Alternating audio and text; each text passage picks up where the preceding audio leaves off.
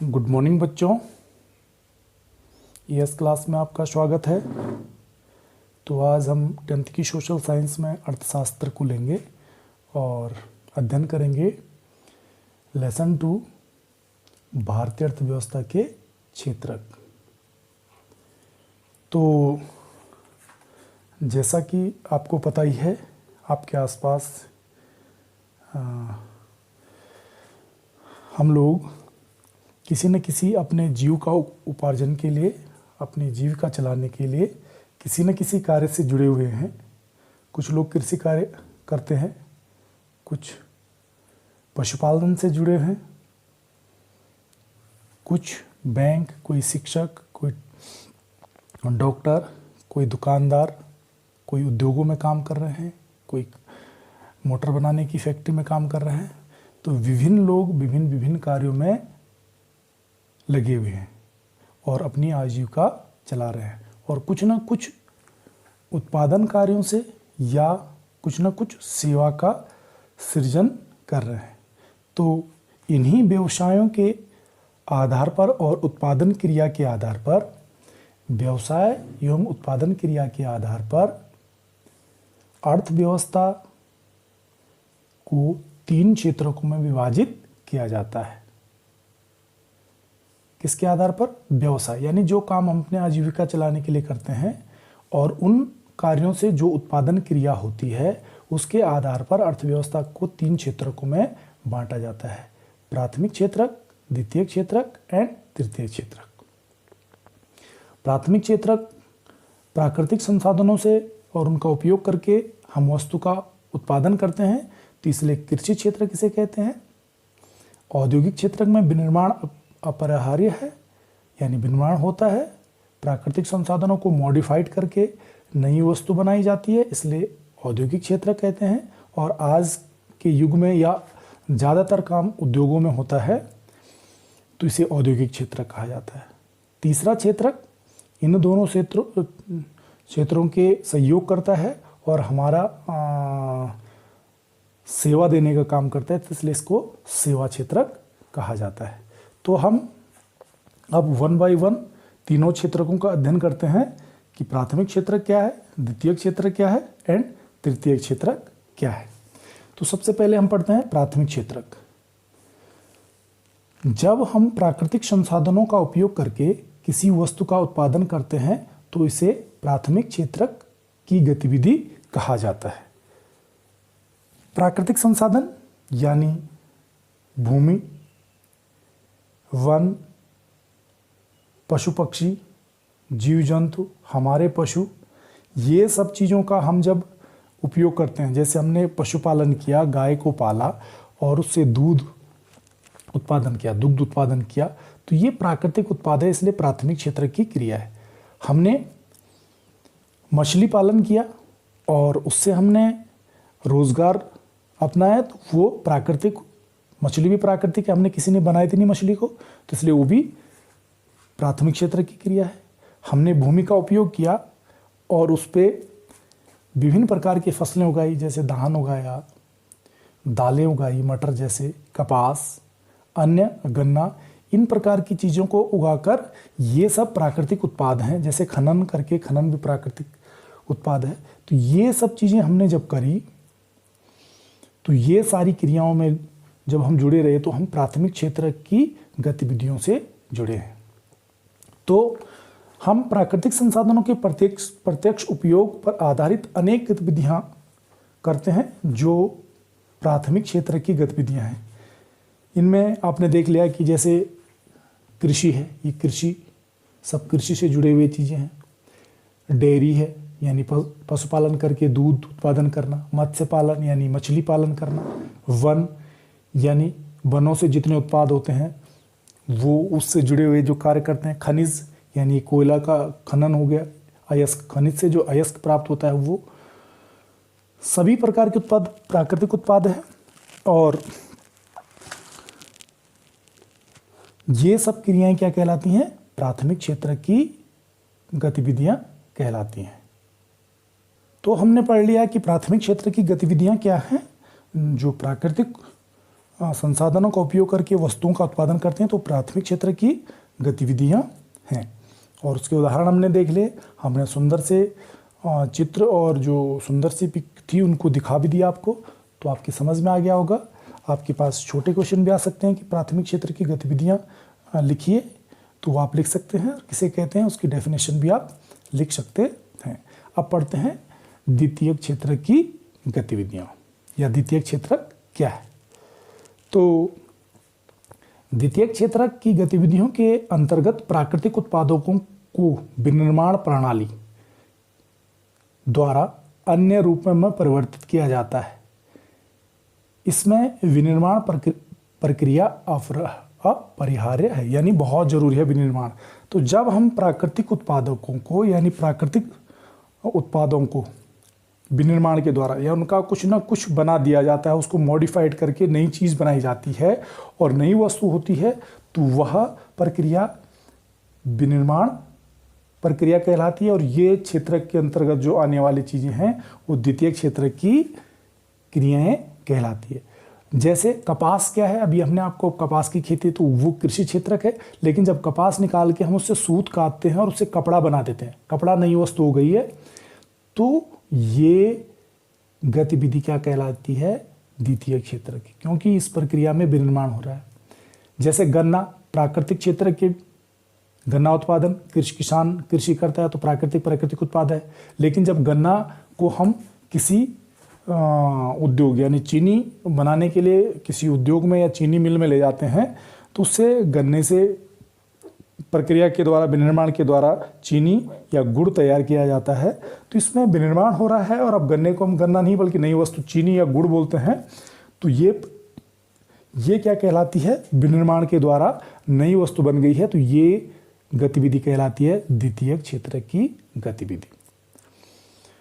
तो यह क्षेत्र क्रमशः संवर्धित विभिन्न प्रकार के उद्योगों से जुड़ा हुआ है और ये सारी प्रक्रियाएं, चाहे वो लघु उद्योग घर में काम हो रहा, कुटीर उद्योग घर में काम हो रहा हो, या छोटे छोटे उद्योगों में काम हो रहा है, या बड़े उद्योगों में कोई विनिर्माण हो रहा है, तो वह सारा किसी न किसी रूप में उद्योगों से जुड़ा हुआ है। इसलिए इसे औद्योगिक क्षेत्रक भी कहा जाता है। क्या कहा जाता है, औद्योगिक क्षेत्रक। तो इसमें भी आपको सिंगल क्वेश्चन, छोटा क्वेश्चन की द्वितीय क्षेत्र की गतिविधियों का बताइए। तो जिसमें जैसे गन्ने से गुड़ बनाना, चीनी बनाना, कपास से सूत बनाना, ये क्रियाएं क्या कहलाती हैं। इसी प्रकार विभिन्न प्रकार की जो विनिर्माण प्रक्रिया हैं, जैसे हम लकड़ियों से लकड़ी उद्योग से जुड़े हुए हैं, ऐसे विभिन्न कागज़ उद्योग से जुड़े हुए हैं। तो प्राकृतिक उत्पाद से हम कागज़ या पुस्तकें बनाते हैं। तो ये सब क्रियाएं क्या है, द्वितीय क्षेत्र की क्रिया है। तो जैसे इसमें है कपड़ा, ये दिखा रखा है, पिक बना रखा है कि सूत से कपड़ा बनाना, ठीक है। गाड़ी बनाना, यानी विभिन्न प्रकार लौह अयस्क निकाला और उससे लौह इस्पात बनाया और फिर उसके बाद गाड़ी को मैन्युफैक्चर करा, बिनी बिनी, और विनिर्माण हो रहा है। इस प्रकार ये अगर आपका यहाँ हम बोल रहे हैं कि ये किसी आटा की कंपनी है, तो हमने गेहूं तो उत्पादन किया प्राकृतिक उत्पाद, लेकिन उस पर ब्रांड दे दिया कि ये फलानी ब्रांड का आटा है, ठीक है कि नहीं। जैसे फॉर्च्यून का आटा हो गया, रामदेव की कंपनी में बनने वाला आटा हो गया, तो उसका ब्रांड हो गया। तो विनिर्माण के द्वारा गेहूं को पीसकर आटा बन रहा है। तो ये क्या हो गया, या गन्ने, इसको समझ लो चीनी की बोरी है, तो गन्ने के विनिर्माण के द्वारा यह चीनी बन गई। तो अब ये चीनी विनिर्माण के द्वारा औद्योगिक क्षेत्रक। इसी प्रकार वन है, वो प्राथमिक क्षेत्रक उत्पाद है, लेकिन विनिर्माण के द्वारा उसका फर्नीचर बन गया। जैसे इसमें कुर्सी बना रखी है, तो वो क्या कहलाती है, द्वितीय क्षेत्र की गतिविधि। ये शूज बनाना है, तो आपका देखा आपने कि जो जानवर होते हैं वो प्राकृतिक उत्पाद है, उनको हम बना नहीं रहे।